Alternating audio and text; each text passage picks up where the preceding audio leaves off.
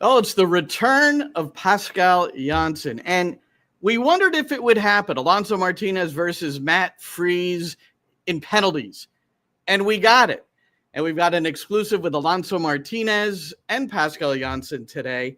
We're going to review every penalty that Freese played against. That and a whole lot more. It's NYCFC Views Live. Turn up your volume. Because you're about to listen to The Sick Podcast. NYCFC Views. Collins approaches the shot, and New York City wins the first MLS Cup on their first try, and they're going crazy. Tiene el tiro y gol! Gol! New York City es el campeón de Major League Soccer! The sickest New York City FC podcast. It's gonna be sick. Hey, everybody. What's happening? I'm Glenn Crooks. There's Roberto Abramowitz. We're back from training today at the New York City Football Club, and we've got a lot to cover. We want to talk a little bit about the Montreal match, which did not go well, and maybe it'll go better with the other Canadian team on Thursday night at Yankee Stadium, Toronto FC. We'll dig into that a little bit as well. But a couple of things first. Roberto, when Pascal Jansen came into the media room, certainly there was, for us that have gotten to know him pretty well, just concern about, him. And I think he was pretty open about it. He just returned yesterday, flew in yesterday to JFK. And this was his first training session today, and we were there, and everything looked fine. But one thing he said to you, and he also said it in the presser, but that is the most important part. You remember?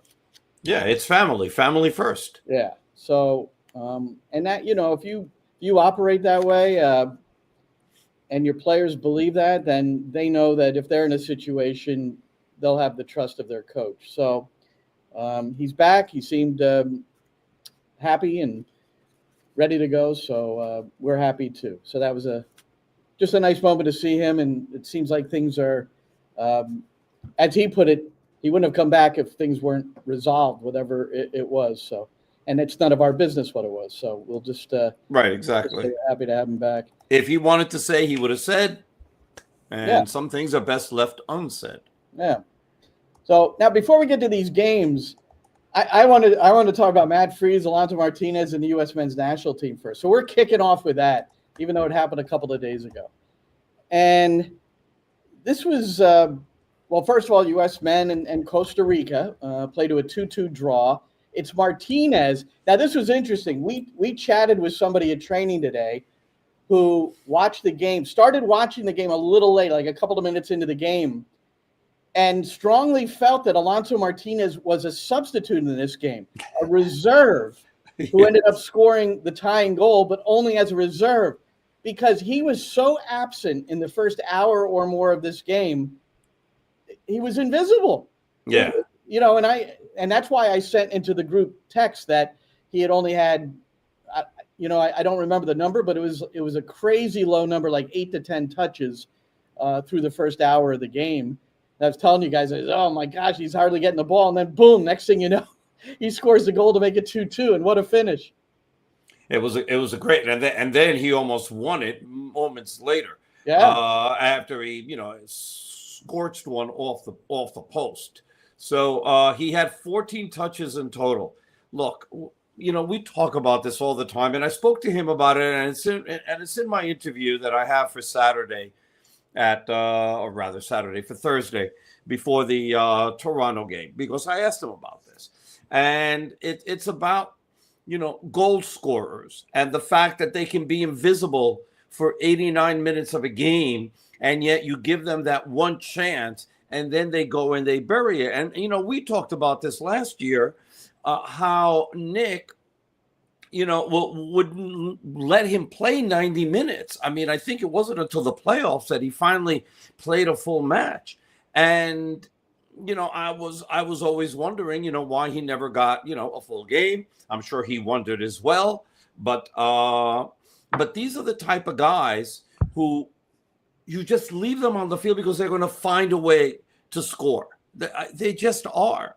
And or at least get the chance, yeah. And because we've seen him miss some golden chances, across this season. I mean, his expected goals. He was, I believe, before going into the break and away with Costa Rica, he was number 2 in the league with about 13 to 14 expected goals.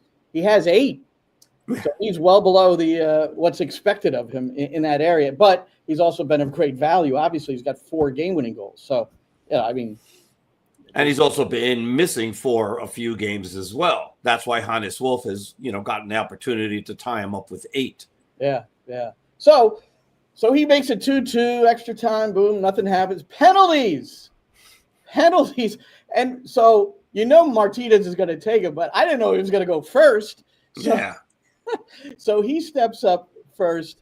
And we talked about it last week, Roberto. How cool would it be?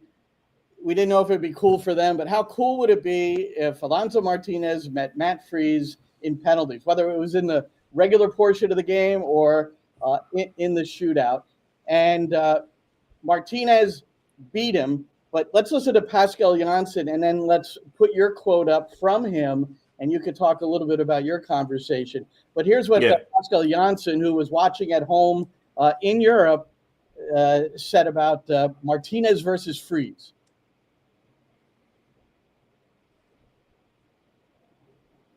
It's coming.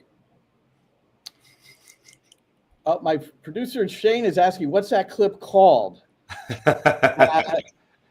It's Pascal Jansen, I don't know, probably Martinez and Freese. Do you not have it? You have 10. Only have his quote. Oh, dear. Oh. Because this is a good one. I'm sure I sent it. So why don't you go... let's put Roberto's quote up first. So Roberto had an exclusive with Alonso Martinez, fantastic today, which will air in Spanish on the Spanish commentary for the game Thursday night, and go through this. Let's put that quote up, and let's see if I can get this to you, Shane. I'll if you can take me off for a second. Yeah, there you go. You can put this on full. You don't need to see us. We'll give the fans a break. So it was interesting, right? So all this in Spanish, we translated it for you guys. And, it was one of those things where, as he says, I have a nice story with Matt because before we left for the Gold Cup, I told him we're going to see each other, not knowing really if they're going to be able to play each other. So I told him I was going to score and we're going to win the game. He says, well, I only scored it, but we just needed to win the game. Let's see. We know each other very well. I know Matt very well. He knows me very well. And in the end, I smiled at him. And this is a part that was caught on TV where he smiled and winked at him. And I thought that was just such a great moment. Well, that's in if we can get this clip, it's in. Shane, I just sent it. Okay. So let me just finish this and then we'll go to Pascal because they have 2 slightly different versions of this. Okay. So I just want to go through what Martinez told me. So I told him, meaning Matt, that I wasn't going to change it, meaning how he takes his penalties, which is to Alonso's left and Matt Freese's right. So I had to play with that too because I knew he was going to dive there. So obviously I wasn't going to shoot there. He knew it, but it had to be either to the right or the center. And well, at the end, I think I chose very well. But for me, Matt, as I said before, is one of the best in the league. For me, the best. And, well, how lucky are we to have him in New York, talking about Matt Freese. So it was really, really great drama, especially for New York City fans, to see this play out in real time on Sunday night. Yeah, it was just, well, first, the Martinez goal to tie it was sensational. We've already talked about the poor defending on it, and but all right. So that was Alonso Martinez's description, and now here's Pascal Jansen. Thanks, Shane, describing what he thought and heard. Oh, you're watching this. What are your emotions? That's a tough moment. Well, first of all, I was very proud to have 2 of my own boys in a match like that at a big tournament. That's a massive achievement for them both, but also very good for our club to have players at that podium. And it was, of course, a fantastic, iconic moment to have them play each other in that moment as well. And what I've heard, that they even spoke to each other briefly before going into that penalty. Because Matt obviously knows the routines of Alonso and vice versa.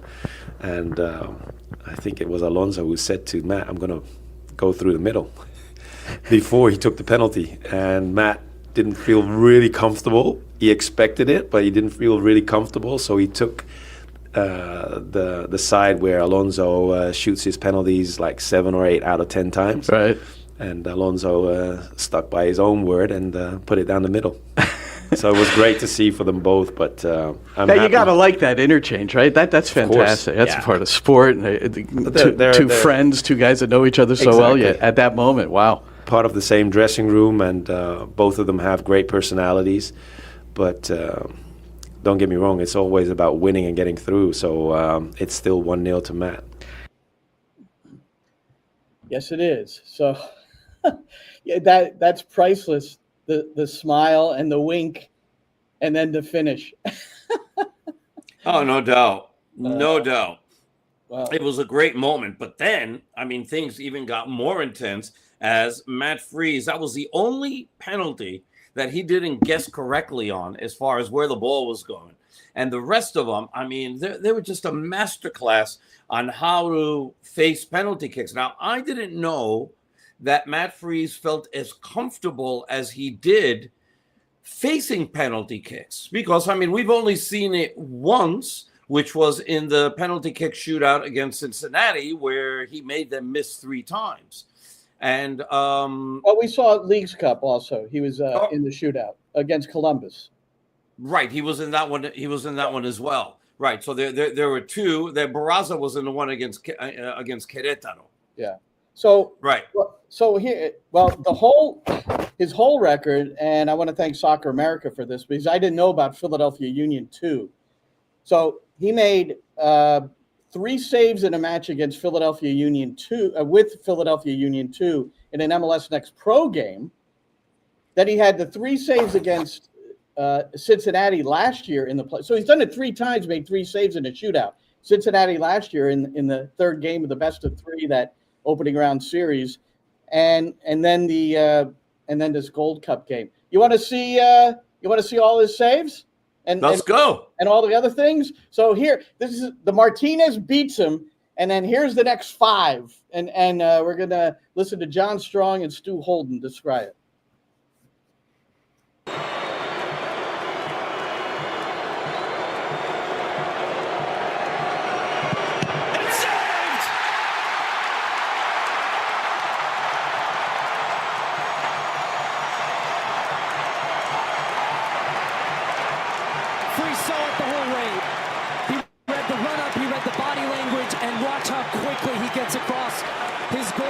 Moment, gets such a jump on this ball. He's already leaning. You can see clearly his right foot is on the line. That is a good save. There he goes, already out, extending out of his goal to close down the angle. Terrific save from Matt Freese. And now,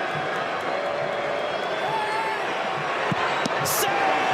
it looked like it was going to be saved. He was right there, and it came off Freese's fingertips, and it's in. Oh, I thought so too. I thought he got there. He went to the side that he saved the last penalty. Vander Putten thought about that one for a long time. Long pause, making the Costa Rican fans of all ages very nervous. And much like... And again, fingertips from Freese, but powerful enough from Brennis. Well, to give Freese some confidence that he's guessing the right way almost every time. And I don't even like to say guessing, because a lot of this is skill from goalkeepers and the work that they do before to know which way penalty shooters go and trying to read body language. But when it's hit with that type of power, it's very tough to keep it out. So that's a good strike from Ben as he stays over the top of it, laces through the ball, and powers it. Where we started from the 12th minute here today, because it's Francisco Calvo, the former Minnesota United captain, back in the Twin Cities. He went to the bottom right-hand corner to score his penalty to give Costa Rica first half lead. which Freese got a good hand on. And it's the same type of situation with Malik Tillman, except that Calvo scored. But you know that if you're taking a penalty in a game like that, you're going to your favorite side. So now does he mix it up? Or does he go the same way?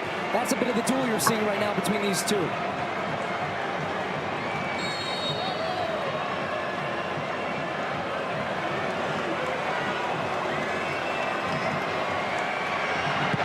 Saved!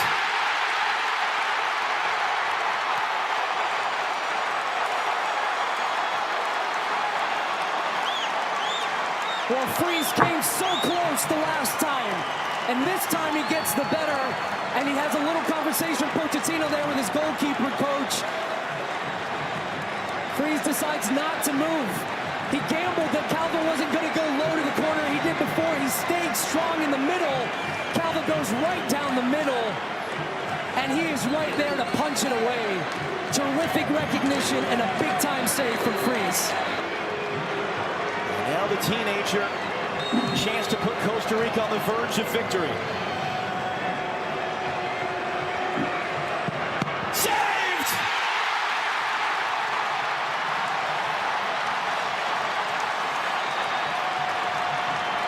Well, he's feeling it. That's a goalie in the zone right now. Here's your moment, and he is seizing it in the shootout. He's gone the right way almost every single time. Has a little bit of a bounce before, and then he's leaning, he's going as this ball's coming off the foot. He's clearly, again, the left foot is dragging. His technique, his experience, it's showing right now in a shootout. And it's going to be an opportunity for Damian Downs to punch the ticket to the semifinal for the U.S. Woo! 7 games that Matt Freese has gone to penalty kick shootouts. 7 games he's played in. 5 wins, 2 losses, 13 saves in those 7 games, including 3 there. And the amazing thing, and I know there was one penalty that stood out for you, and I'd like you to describe that with the goalkeeper coach who gave a big hug to Mauricio Pochettino, Tony Jimenez,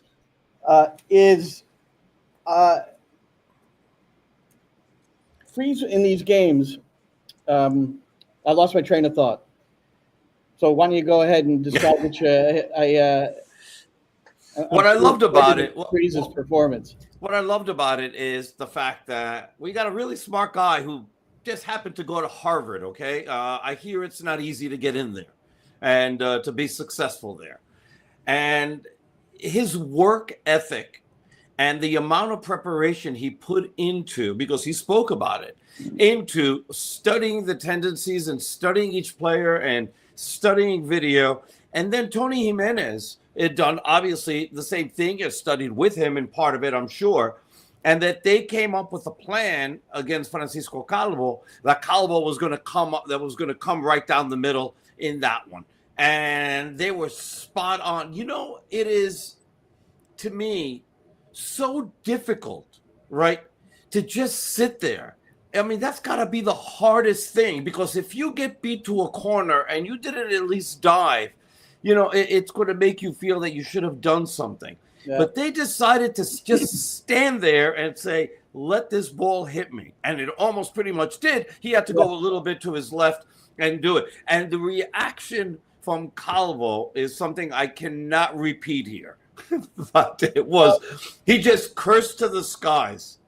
It's amazing. That's a great save. I think the amazing. So Alonso, here's the irony. He's friends with, he trains with them all the time, Alonso Martinez and Matt Freese. Freese guesses the wrong way after Martinez comes up and tells him, I'm going to put it down the middle, and he does, and Freese doesn't believe him. What a wonderful story. But he got his hand, he either saved or got his hand or fingertips on every other penalty, including the one in the game by Calvo, who put it low to a corner. Yeah. And that's great. Can I just make one statement? That was what, when you described that he was going to go down the middle, that's what Pascal told you. But in the interview, he told me that he told Freese that he was going back to the left, meaning his left where he always shoots. But he had never any intention to shoot there. That's what he told me. Oh, wait a minute.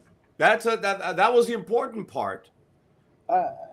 Yeah, I misread that. I think the Google Translate didn't work for me on that one. But okay.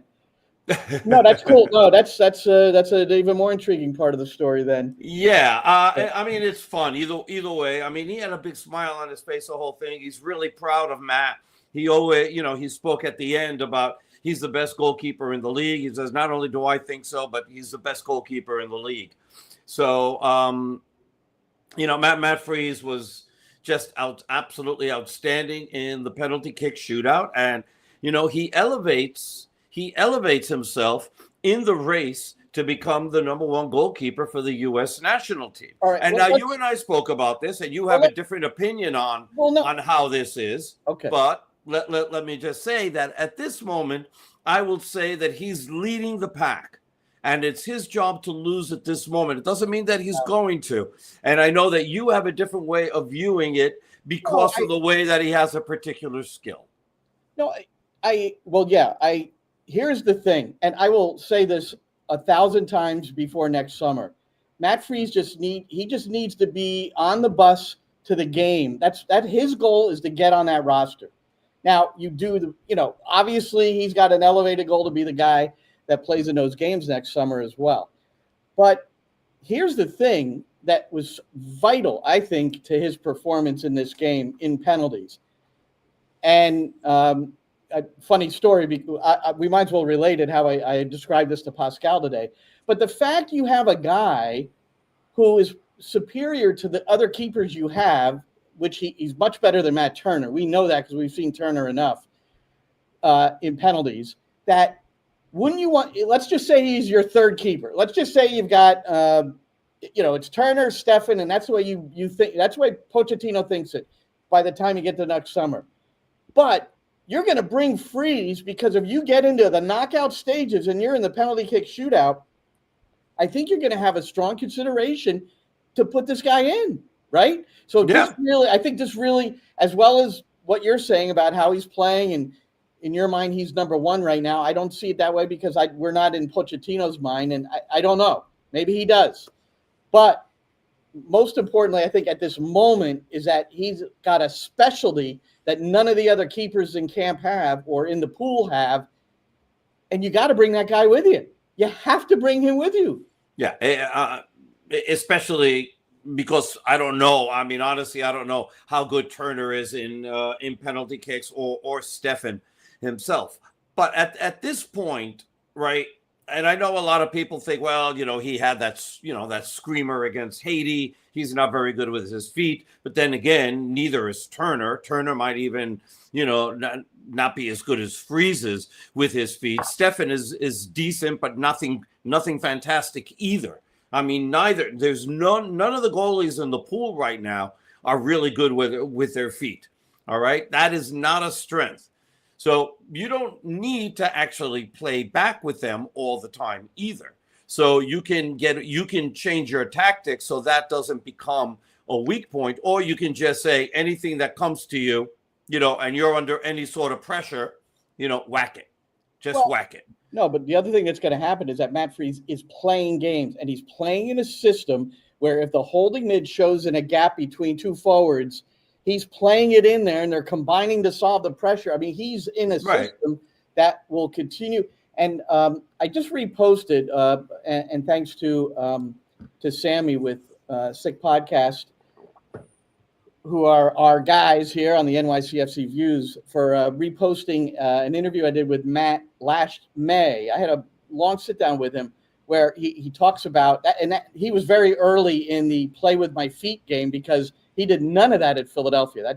That's not how they operated under Phil Wedden, the keeper coach, and under Jim Curtin, the head coach. It just didn't work that way. But now he's with the staff last year, and same this year. They're looking to build when possible. So but one last thing before you go, I just want to just interject this. Yeah. Okay, Sean Johnson, when he came to New York City FC after being in Chicago and maybe spending a night in an airport in Atlanta, as he was traded from Chicago to Atlanta and then immediately shipped to New York. Sean Johnson was very poor with his feet as well under Patrick Vieira, yet they worked with him, and Rob Vartugian is key in all this, and they made him very, very decent. I'm not going to say he was an all-star with his feet or anything like that, but he wasn't a liability. And so Matt Freese, working with Rob and all that, is going to get better in all of this. But, I mean, he only has less than a year before the World Cup starts. So you talked about Harvard and his intellectual quality. Well, part of this interview, I'm just going to play this clip because I thought it was interesting. You know, getting to know Matt Freese. Hopefully we'll have a chance to chat with him before our next podcast.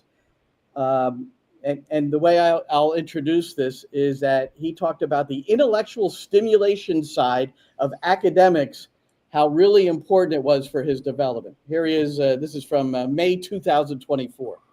Things very quickly.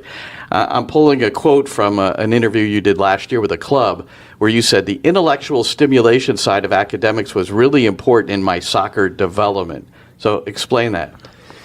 Yeah, there's a there's a theoretical research side of it that cognitively, the more you learn and the different ways that you learn how to learn, continue to expand your brain and enable you to pick things up quickly and think about things creatively and problem solve.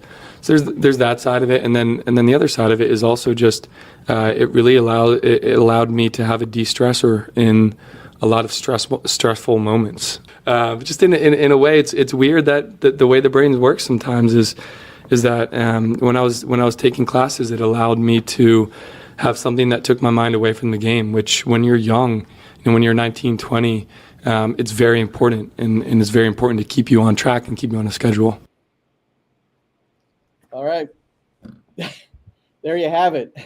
I love that. I just sent you a text. I want you to send that to me so I can share that with Eddie. Yeah. Well, it's important. I mean, the brain works in wondrous ways, and you have to exercise the brain. I mean, that is now, there's enough empirical evidence that in fact there's so much CTC study, especially for NFL players, that there are exercises that they can do to help re-engage the brain in a positive way, despite the fact that they're getting their heads conked in, day in and day out. On every play. There was another study that just came out about ChatGPT, and it was basically the opposite of what's happening here. And that basically is that the over-reliance on ChatGPT affects your brain in a very negative fashion because it doesn't give you the ability to problem solve and reason, because you're just letting that part go and asking, artificial intelligence to do that for you. And listen, my wife's a college professor, and the number of papers that she receives in her classes that she knows has been written by AI, and it's like you're stuck. What do you do? I mean, it's a quandary among universities across the country now, probably across the world, is that this is the way. And look, I suppose we should now tell. I want to tell the funny ChatGPT story because I use it sometimes. And you got killed by it today. I got killed today. So I talk about Matt Freese being a specialist, that he's great at penalties, right? That you bring him along because of that. So this is true. In the 2014 World Cup, the Netherlands is playing against Costa Rica, and they go to penalties. But before that, right at the end of the extra time, it's Louis van Gaal. He takes out his number one keeper, Jasper Cillessen, and puts in Tim Krul. And we probably all know both of those keepers because Krul is better at penalties. And as Pascal told us today, and he remembered it clearly, is that Cillessen was really upset that he got yanked in that situation. But Krul came up with 2 saves, and Holland won 4-1 on penalties, ironically enough, advancing past Costa Rica in the quarterfinals to get to the World Cup semifinals. So I typed in ChatGPT, what are the other high-level competition games that the coaches made the switch to another keeper in the penalty shootout. And I couldn't believe it. It came up AZ Alkmaar in 2023, and a guy named Matt Ryan, who's teammates with Aidan O'Neill, as we learned today, too. I wasn't aware of that until Pascal told that to us with the Australian national team.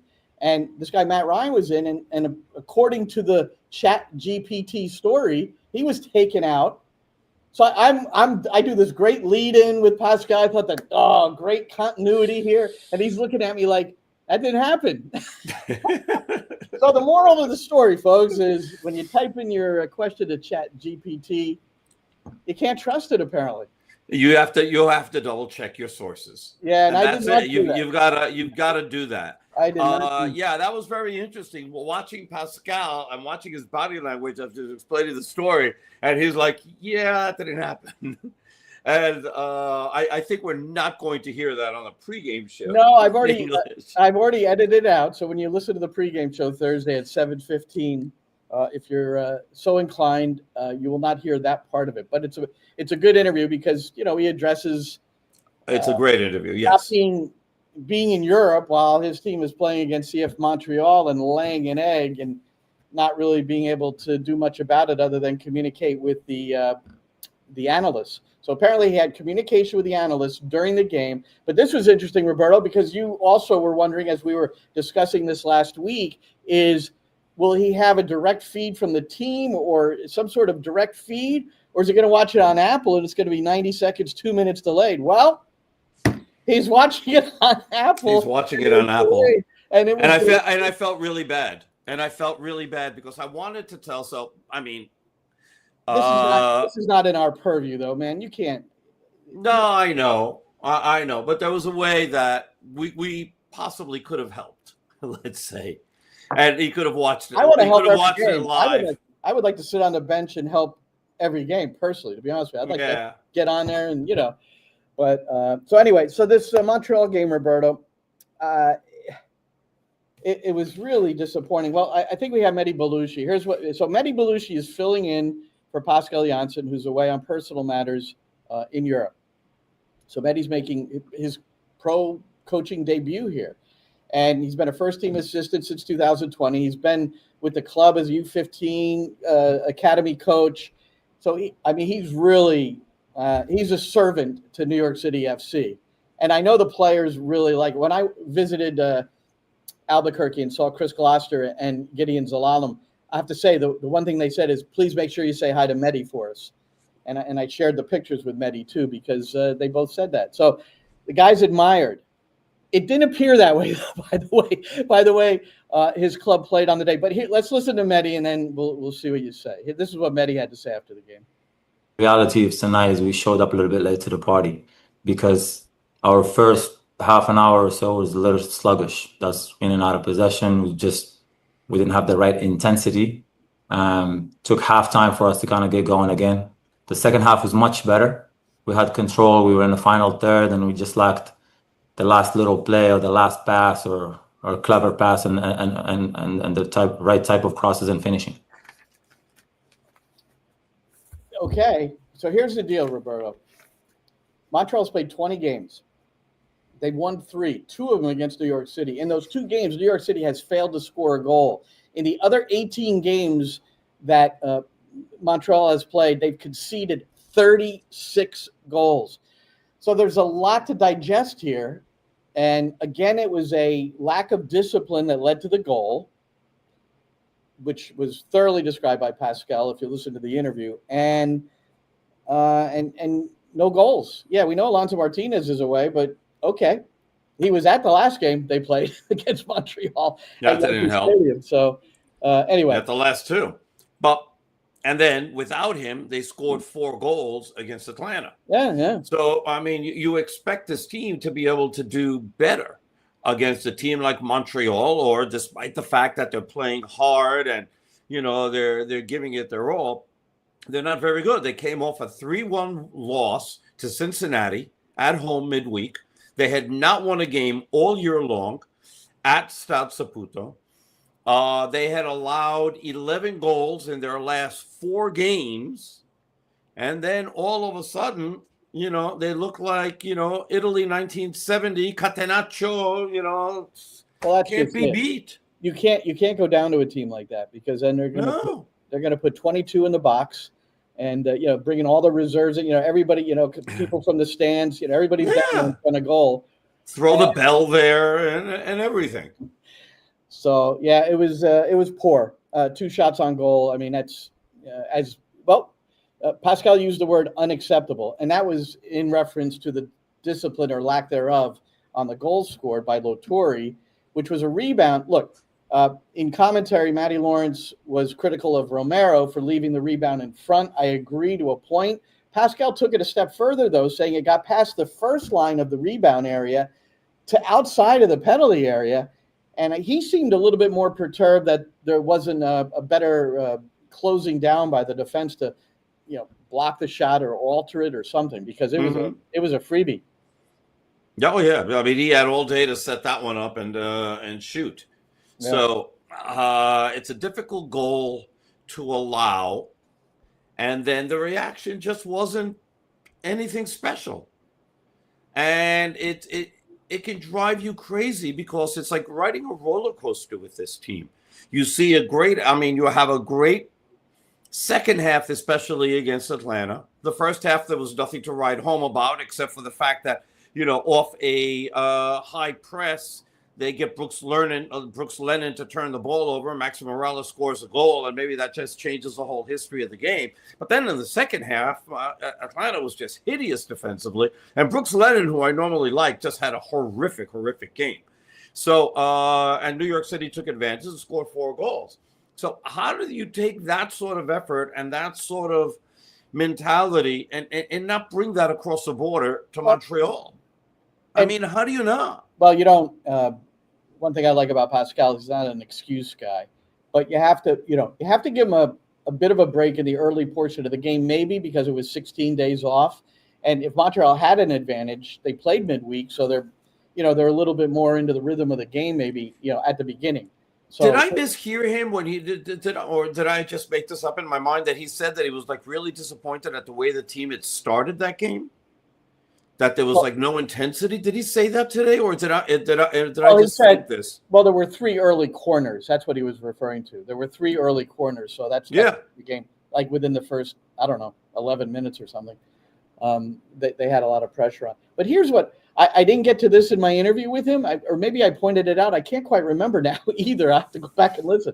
But I'm going to go back to the Cincinnati game at home, where New York City won 1-0. After that game and leading in to the U.S. Open Cup match against Pittsburgh, he used the word confirmation. That is, that Cincinnati game, and we see how good Cincinnati is, that Cincinnati game gave us confirmation that we're moving in a positive direction. Then you lose to the Riverhounds. You lose that first game to Montreal at home.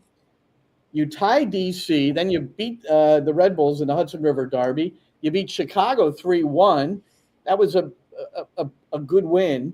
Then you drop a 3-0 home decision to Houston. Then you're down 2-0, horrible first half, and you come back and manage a tie against Nashville 2-2. You rout Atlanta 4-0, and then you lose to Montreal again. So they're 3-4-2 since the confirmation that we're moving in a good direction. So I think he might put that. It might be an asterisk on that by now, or he retires that and doesn't think so. But he thought so at the moment, but the proof is in the pudding, and that hasn't really been the case. And it's maddening to see this team go up and down and up and down and up and down. One of the things you want is consistency. And the only consistency he's getting is that this team is totally inconsistent. That's what you got so far. And what was the quote? Rather than occasionally great, he's looking to be consistently good. I like that. And that's really the case. So what happens against Toronto now? Now Toronto's coming off, they've got to feel decent about themselves. They're coming off a 3-0 win midweek. And on the weekend, excuse me, on the June 28th game. And against Portland, interconference, but certainly that's not an easy task. So now this is a Toronto team that struggled, and there may be a weight lifted off the shoulders of every player in that locker room. You tell us why, Roberto. Something happened today, which was rather, I don't want to say it was stunning, but it was interesting how they came out with the press releases on this. First, it was Bernard Teskey, and then Insigne. So The Italians are gone, Roberto. What happened? It's finally let's clean house time. So they're saving a total of like $21 million, or if maybe even a little bit more. 15 of which is Insigne. It's Insigne, which, by the way, Insigne makes more money than made more money than the entire New York City FC roster. And even if you include James Sands and Talles Magno, if you take them both out, then it's $4 million less that New York City pays for their entire roster versus Toronto. Now, I'm not going to criticize New York City for that. That's not a criticism. It's just a fact.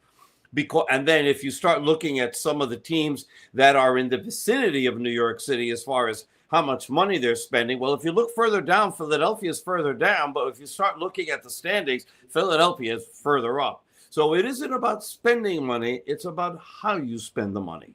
And spending it smartly. They thought that they had spent it smartly with Insigne and Bernardeschi, but as it turned out, not as much, especially Insigne. I thought Bernardeschi played well, and based on the reports that I read, I mean, he cared. He was better. He was a positive. That wasn't a bad signing, but he gets lumped in with Insigne, and Insigne was a very bad signing. Well, Bernardeschi's had his moments. He's been pretty good this year, though. The game we called up there, he put in a good effort. But I also remember a game we called. They had an interim manager.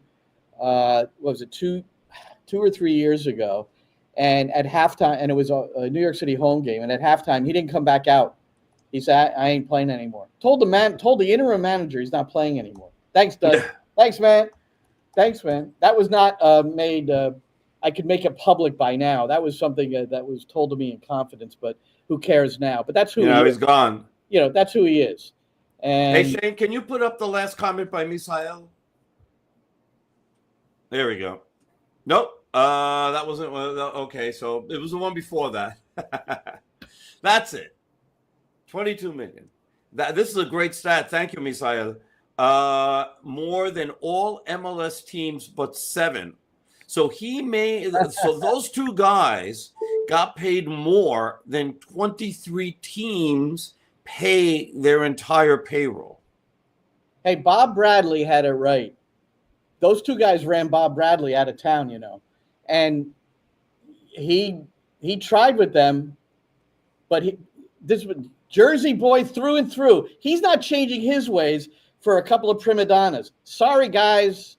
And then John Herdman comes in, Mr. Happy-go-lucky, positive, understood. But John Herdman's artificial. Let's face it. He's an artificial guy. Insigne bought into it a little bit, scored a goal, came over, leapt into his arms because, here's a guy that will do whatever I tell him to do. And it wasn't Bob Bradley. Well, good riddance. Good night. Goodbye. I don't know either one of those two guys, but they were terrible for MLS. They were terrible for Toronto FC. Both of them. Sorry. I would say different levels. I thought Insigne was decent. I thought that rather Bernardeschi was decent, and Insigne was horrific. One of the worst signings in MLS history. And especially second highest paid player behind Messi, who earns $22 million on the books. Let's give a former New York City FC central defender some credit here, too. Jason Hernandez is the general manager of Toronto FC. So I'm sure I would bet he's been working on how to get this done for a very, very long time. I don't know, Jason, but this is my wager, is that you've been working on this for a very, very long time. So the Italians with the the very proud Italians coming over here and, thinking they know everything and whatever, they got run out by a Puerto Rican from the Bronx. Love it. Okay. Well, anyway, but I think this is going to make Toronto even more difficult to beat. So they're coming off a win. They've got this, and look, it's trite, but I'll use it. Elephant in the room. It's constantly in there with a guy like Insigne, especially. He's not in the squad in the last game. He wasn't in the squad, and he's healthy. A healthy scratch by Robin Fraser. He was on the bench against the Red Bulls in the previous game, a 1-1 draw. So they've got a draw and a win in their last two. Unused sub in that game. So it was moving in that direction as well. Anyway, so this is part of what New York City has to put up with, and then they've got to improve their performance. But Alonso Martinez is back, and I think that would give them a lift, don't you? Oh, 100%. And playing at home, although it's at Yankee Stadium where they've lost all their home games so far this season. All the losses have been in the Bronx. But having Martinez back is absolutely huge. His energy is infectious. Having Pascal back, I think that is going to help as well. And playing at home, and hopefully they got a good crowd on a Thursday night. And we'll see a good game. I think the weather is supposed to be pretty nice too. That's always. I did not check that far ahead, but tomorrow. So I'm gonna have fun. We'll travel the next day. So New York City will enter this game in the 9th position. Standalone game on Thursday night, so it'll be on Sirius XM-FC, the English commentary, and it's and this is a game that'll be watched. I don't want to say across the globe because, of course, in Europe, it's on in the middle of the night. So I don't know who stays up to watch. So is our Spanish broadcast on Sirius or? I don't know. If you didn't get a note, I guess not. I don't know. Well, I didn't get a note last time either. By the way, he sent it to you directly. Okay, I didn't get a note yet, but I'll follow up. I'll follow up. I don't want to follow up because I don't want to get in trouble. No, as soon as we're done here, I promise to send him a quick note. But New York City's in the 9th position behind Chicago on goal differential. So the Fire are now in playoff position. They haven't been in that position for a while. Toronto moved ahead of Atlanta into 13th place, and that's on goal differential as well. Atlanta's got a -15. Oh my God. Well, defensively, they're hideous. And Atlanta. It's not even bad. They're hideous defensively. And Atlanta is the only team in MLS other than the LA Galaxy not to win a game on the road yet. So, but like New York City can't brag. They've only got one win on the road in 9 games. So, but they have 4 ties. Well, there's going to be a lot of road games coming up and really tough 4 ones in a row. For a period of time, flights, heat. So we'll see how they take it, man. Charlotte, Orlando, Kansas City, and Dallas. Not in that order necessarily. And Kansas City could be the worst of it. That place in the summer, I think Dallas is going to be the worst. I don't know. Kansas City sometimes beats it because it's even more. I'll bet you a glass of wine that Dallas on game day. Well, this is the bet. Dallas on game day. Okay, temperature at game time is higher in Dallas than it is in Kansas City. And I haven't seen the forecast or anything. I'm just shooting. The temperature has been a big, and the weather in general has been a big topic of discussion in the Club World Cup and a little in the Gold Cup. But considering the World Cup is next year, when we get to kicking around, we're going to talk about that. I wanted to show one more thing in MLS before we go, and this is Sandro Schwartz of the Red Bulls. He's their head coach. I kind of like this guy. I might like him even more now because I don't know if you saw this, but if you look up apoplectic in the dictionary, there's a big picture of Sandro Schwartz or the video of him running out. So here, I'll try to set the scene a little bit. The Red Bulls and Minnesota at Sports Illustrated Stadium played to a 2-2 draw.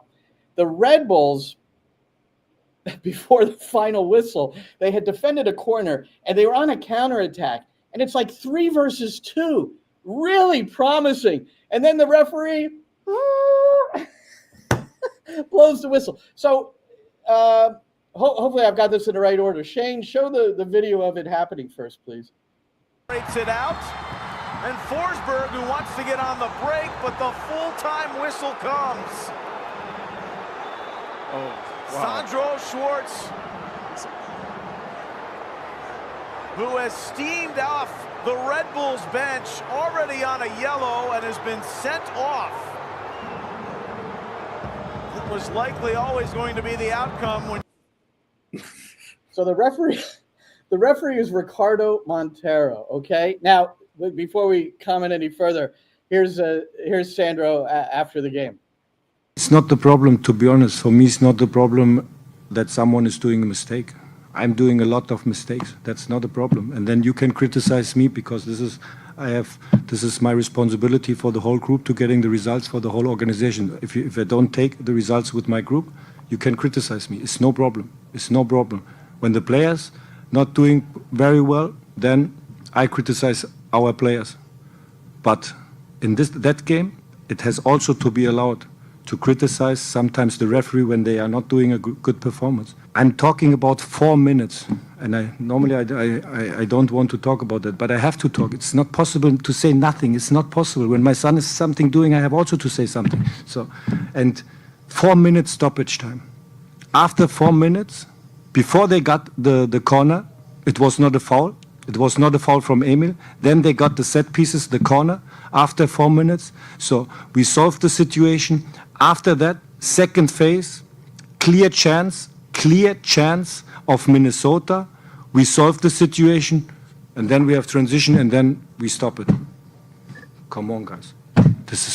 How can you say nothing about, this is not possible when you are fighting for the group, when you are fighting. It's not possible to say nothing. This is not possible. So, and this is what we have to learn. And also what we have to learn is to ask someone about the performance of the referee. Because this is normal, this is professional. When someone is not good, then we have to say something. This is normal, and this is not, I don't criticize someone in person. I have also to do my job, and it's not good, for sure. It's not good, the red card is not good then, because I have the responsibility for the group. I'm not on the touching line next Saturday, but it's not possible to say nothing. I can't do that. Sorry for that. Sorry, and I will get an email on Monday. I'm pretty sure. I have to answer. Okay, I will do that, and then I miss hopefully only one game because I said nothing. I said nothing to the referee when I got the red card. So, and today, New York Red Bulls head coach Sandro Schwartz is released from MLS, has been fined for irresponsible behavior under disciplinary committee parameter 2. But he did not get. Oh, no, not parameter 2, Glenn. He's only suspended the one game, though, so he got what he. And I'm sure he got fined as well. He had to write a check. Although the checks in MLS aren't that much. Well, that's what I said. No, he had been fined for irresponsible behavior. And the fines in those cases are generally about $2,000. So, yeah, maybe it's one less dinner with his wife, Right. So, wow, that's a pretty expensive dinner. Was he going to per se? Well, you know these guys. By the way, look, hey, I got my sick podcast, NYCFC. Very, very nice. I have my MLS glass. So there we go. All right, we're in the same ballpark. So, so the other thing is, and I don't know if anybody noticed it, it was 4 minutes of stoppage time. Did you notice the time of the clock when the referee blew the whistle? Because I did. Yeah, it was like 105 or it was 5.5 or something, right? 95:30. Yeah. So 5. Yeah. No, I understood that too. But I get that. But I think it's worthy of discussion because I see two sides of this. Look, if I were the coach in that situation, I'd be pissed. No question about it. But I look at it the other way too, is like if you add 4 minutes and there's no reason to add additional time beyond that, then almost why wouldn't you whistle it? Because what happened is they gave Minnesota a chance to win the game with their set piece at the other end. So New York City, Red Bulls are thinking like, all right, well, we defended it well. Now we're countering. Blow the whistle. It's just this. So what rule? I wonder where it. I really would love to know the origins of. You have to give them that, it's like you give somebody a corner after it's past time, because they got a corner. You let them take the corner. When did that all start? It's referee's discretion of okay, so time was lost when the guy took 30 seconds to have a throw in, so I'm going to add it on. I'm going to give him that last chance. So what is Sandro Schwartz doing, by the way? Here's my question. What is Sandro Schwartz doing if they defended a corner kick and Minnesota 90 seconds after the whistle was supposed to blow is on a counterattack? Is he going to come out and be pissed to go, why are you stopping the counterattack? No. Well, of course not. Well, of course not. No, but the greater question is, when did this all begin? Because it's like it's basically standard decorum for referees. You let a play like that finish out. Not on the counterattack. You let that corner kick finish out, and if they have a shot or they get a rebound, you let that. The minute the Red Bulls have it, I mean, they're 90 yards from the freaking goal. Are you kidding me? The whistle blew. Once they got the ball, they were counterattacking the reference like it's over. The whistle blew at the halfway line, Roberto. So I disagree. Well, he was getting ready. You know how they do it. The And they go and they whistle and they signal. But aren't you interested or curious? Sometimes you're not very curious. Aren't you curious as to how this all started, where referees beyond, right, they add time, forget the fact that they saw 15 seconds. No, it's no more added time, right? No more added time should be given. Yet, if somebody earns a corner, they allow them to still take the corner, even though it's past the added time. You know what I'm saying? The minimum. There's a minimum. But where did it start that became a thing? Because it's beyond a thing. Because it's always been referees' discretion. No, but it had something happened along the way where referees do that. It's not that it's discretion, but they all do it. I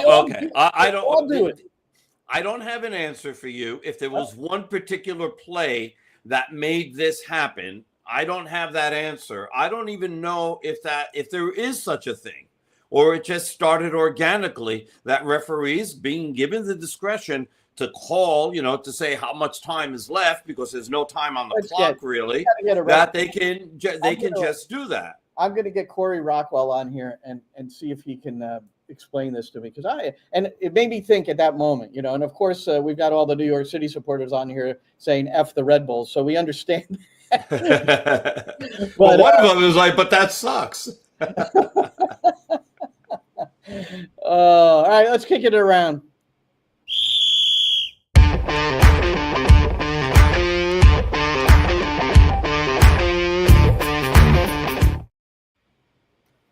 All right, Roberto, this is pretty interesting. The weather. Well, first of all, let's Real Madrid. You sound like an old man. Real Madrid beat Juventus today, Club World Cup round of 16, 1-0, and they will play the winner of a match coming up in about an hour. Dome Torrance, Monterrey against Borussia Dortmund. The winner of that game plays Real Madrid Saturday at MetLife Stadium. So in the quarterfinals. So if you're in the area, if Monterrey wins, I may hit up Dome for a couple of tickets. Well, I'm going to be there on a press badge. Sorry, but I'm covering. I'm working. Good for you. I didn't apply this year for whatever reason. Well, there were lots of them. So I have two friends on Monterey. Let me ask you this: who would you have worked for if you got the credentials? Who would you be working for?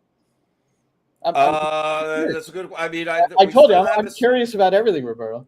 Well, we have especialistas del deporte, and I have my own my social media, which has a considerable following, considering the fact that I don't have many bots following me, because I've checked it out, and like 96% of my followers are real people. Okay, I didn't really mean to challenge you like that. So thanks for now making FIFA think that I don't represent. I don't work for anybody, and that they're not going to give me a credential for the World Cup. Roberto, you are now. I'm blaming Roberto, you're an influencer in the game. I will say that true and true. So here's the deal: Chelsea played in Charlotte at Bank of America Stadium recently, won the game. That took 4 hours and 39 minutes because of the weather. And a real interesting thing in The Guardian today. But what Enzo Maresca said after the game, it's a joke. For me, here's his quote. For me personally, it's not football. It's already 6 games that they've suspended here, and that's true. It's not football. It's completely amazing. It's completely something new that I struggle to understand. I feel like there's more. Yes, I can understand for security reasons they have to suspend the game, but if you suspend all these games, that means that probably this is not the right place for the competition. Well, guess where the World Cup is next summer? It's here, but I mean, this is nothing new. Nobody's going to be surprised by the weather.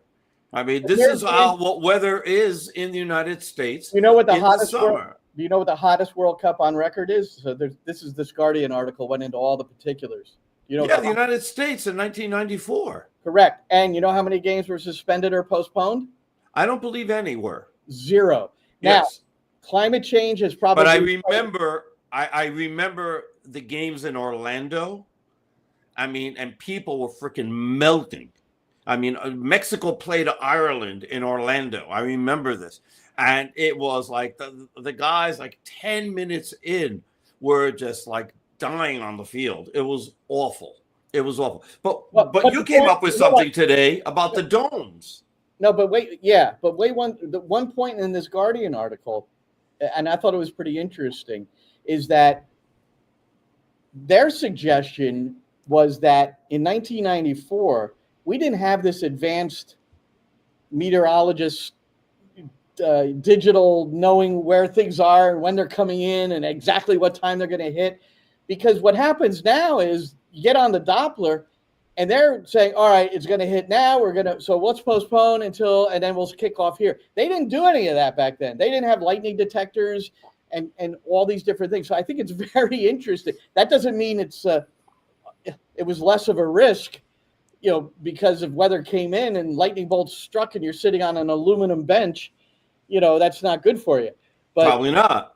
Don't stand next to a tree. But isn't that who would have thought of it this way, except this guy who studied it and then interviewed people from the U.S. Weather Service or something and had all this information. So right. So a difference between 94 and 2026 in Dallas, they played at the Cotton Bowl, open bowl, summer, absurd heat.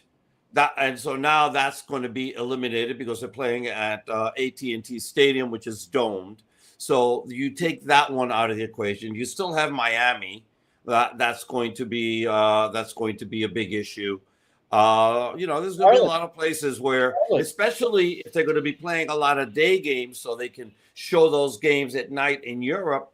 You know, those are going to be very, very hot games, and it is what it is. But it's still. Even though they only had 24 teams back in 1994, the total attendance of that World Cup is still number 1. No, it has not been beaten, even though there's been World Cups in Germany, there's been World Cups in Italy, there's been World Cup in, was it? No, not Spain. Spain was 82. But I mean, there's been no World Cup that's beaten it. There's more large stadiums per average probably in the States than anywhere else, right? There's more 100%. It's not even close. Stadiums. And so every stadium is, you know, in Germany you have one, you know, maybe it's Dortmund. You know, I don't know Allianz. Well, Allianz is pretty big, and so is Berlin. I mean, those are pretty big stadiums. But I mean, you don't have the massive stadiums like the Rose Bowl, which was, you know, 94,000, I think. The Cotton Bowl was way over 80,000. You know, there's quite a few stadiums that are huge that nobody compare with. They have not set the times for the games yet. So this is the interesting part. Do you and I was listening to a discussion today on Sirius XMFC, the soccer channel. I thought it was pretty interesting. You know, part of it was, do you really consider finding more dome stadiums? Like the venues have already been set, so I'm sure this is not going to happen. No. But then in some ways is why didn't you think of it in these terms? In some ways, or now do you adjust in the areas where you know the weather's just going to be brutal, and Florida's one of them.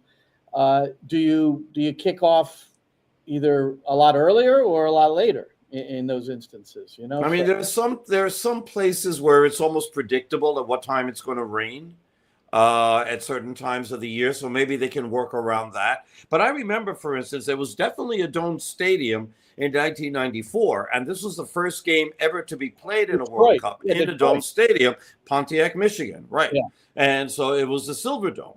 But what people may not remember about the Silver Dome is that the Silver Dome was used for the Detroit Lions, and those games never started until September. So the Silver Dome did not have air conditioning, and it was boiling hot. And you can ask Eric Winalda, because he actually scored a goal in that. You can ask Eric Winalda about how hot that place was during that game, because I've heard him talk about it, and it was nightmarish. And how poor the grass was. And that's another consideration. That was a major topic of discussion today. How often did players slip the other night in Minnesota? Seriously. And yeah. Freese almost wiped out once, which could have led to a goal. So it was poor. And let's remember that FIFA has already said that every stadium that they're going to use in the World Cup, be it in Mexico, Canada, the United States, all the stadiums will have the same grass and they will all have the same dimensions. So those are two givens. Now, are they going to be able to? Isn't it? Yeah. Especially are they going to do something where they say, well, maybe this grass doesn't work and we need to have a different type of grass, and they're going to have to do testing someplace else? All of this. This is a run, right? This is a run on how this is going to work in the World Cup. This is a test run. Let's see how MetLife plays out, because it's going to have a quarterfinal on Saturday, then both semifinals next Tuesday and Wednesday, and then the final on, is it Saturday? Or I think it's Saturday. But anyway, that's 4 matches in a pretty short period of time on grass that was laid. Who knows when it was laid? Some of these turf field, these fields that where soil was laid down or turf, they were only laid a week or so ahead of time, which is not enough to take either. That's the other side of this too. Well, but now it's been a couple of weeks, so now you're looking at 3 weeks. It should be okay. Speaking of MetLife, I just got an email earlier today about a tournament with English teams, which Manchester United is part of, and they're offering 20% discount. So I guess they're not selling those tickets very well. It's interesting, Glenn, because when Champions, what was it, Champions Cup? What was it called? The Stilitano organization Champions World, right? When they were bringing exhibition games here, right? And it was Manchester City, and it was Tottenham, and it was Real Madrid, and it was Barcelona, and it was like the great teams in the world. I mean, not only were they selling out all those stadiums, but they were charging outrageous amount of money for tickets. I mean, it was outrageous. But they sold them out, and there were great experiences and all that, even though you only got to see your favorite player for 15 minutes before they switched out all 11 guys and then switched it out again. But these games count. These games are important. This is a competition, and everybody has brought their A-team as best as they could, and they're going all out to win, and they can't sell them out. And it's, mind-boggling. I know tickets are expensive, but they've always been expensive. I don't know if people, in some cases, are staying away because of the immigration situation, with ICE, and ICE saying, oh, we're going to provide security at some of the stadiums, like they said they were going to do in Miami, and people were like, well, hell that, I ain't going. Hey, Roberto, I don't know. Nobody would say anything when I was in Albuquerque last week. So we went to New Mexico United against FC Juarez up from Mexico. It was a friendly. They played it last summer. And it was overflowing, people standing, just like crazy. It went from like 11,000 last summer to 6,000 for this game. And no one would say anything, because everybody's, you have to be careful how you diagnose this and exactly what you say. But to me, it's pretty evident that less Juarez supporters came into this one than last year because of the situation. Right, but for me, it isn't the Juarez supporters who crossed the border, got a visa for the game or whatever, or you have to have a visa in advance coming into the United States from Mexico. They don't give it to you on the day. You have to make appointments. It's really a mess to be able to get a visa from Mexico to come to the United States. But on the border, I think it might be a little bit different. But either way, I mean, those people would be coming across the border and then watching the game and then leaving, like I did once, going the other way to go see a Tijuana game, going to San Diego, coming in from San Diego. But it's more the people that live in New Mexico that either are documented, aren't documented, maybe in limbo because they're trying to seek asylum. All these people, and they're like, we're not going to risk it to go to a game and then find out that, there are people either that ICE is there or people pretending to be ICE are there. And they're going to be hassling me, and I'm not going to go. Why am I going to put myself in danger for that? No, that's a good point. It could be more of that than actual people coming up from the South.